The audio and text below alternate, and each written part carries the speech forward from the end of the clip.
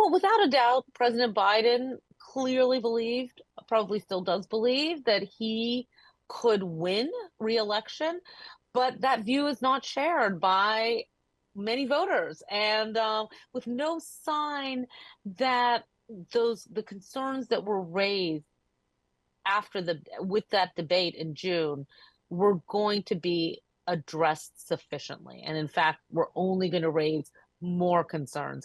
And I think that as President Biden said in his letter, this was a decision that it's not just his own interest, but it's the party's interest and what is in the public interest. And that's what it's important for leaders to know how to govern and to know when to step aside.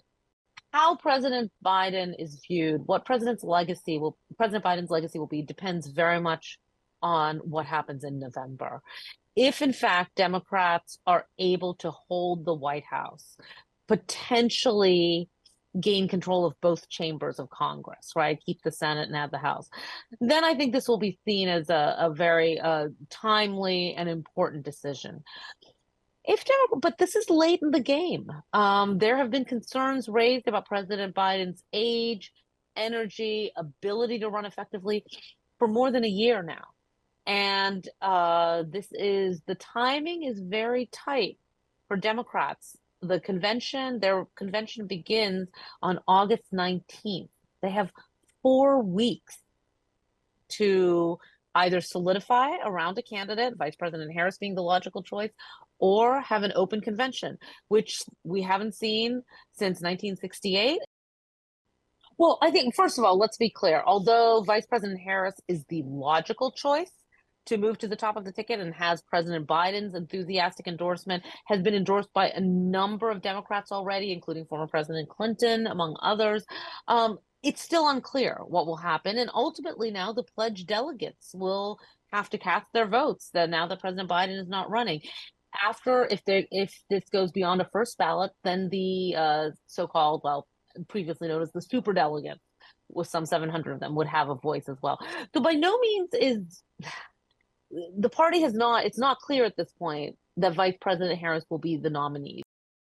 I think the question for Vice President Harris is not whether can a woman win the presidency, it's can Vice President Harris win. And there have been her approval ratings have not been great in office. She has had some major electoral successes throughout, a very rapid ascent from Attorney General of California to senator to vice presidential candidate to vice president. Remember, in the 2020 presidential campaign, she suspended her campaign before the nominating contest began due to issues with funding and popular support. Her approval ratings as vice president are not great. In fact, in kind of the current polling, the matchups against former President Trump, she's faring only kind of marginally better than President Biden. However, Vice President Harris, I think, having served in office, having run a presidential campaign before, is well positioned to pivot and to mount in this limited time. It's really probably the only Democrat with the visibility to mount a strong campaign in this time, less than 4 months before Election Day. Clearly, former President Trump and his campaign staff thought that President Biden was a beatable candidate. They seem to have the same views of Vice President Harris. So the Biden-Harris combination, they seem to think that this allows them to campaign from a position of strength.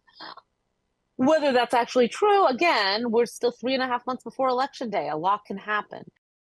Having the critiques of President Biden and questions about his ability not just to win, but to govern for another 4 years, removing those critiques, without a doubt, brings a lot of possibility for the Democratic ticket. But the question will be now, who is the presidential candidate? Is it Vice President Harris? Does Vice President Harris's relative youth, someone hasn't turned 60, right, compared to former President Trump, does that bring this energy, right? And then again, of course, some very serious policy differences in the economy, foreign policy, social issues such as abortion. I mean, the list goes on and on, right? These are very different political parties, very different party agendas. Can a new messenger for the Democrats convey that message more effectively than President Biden? That's something we'll just have to see.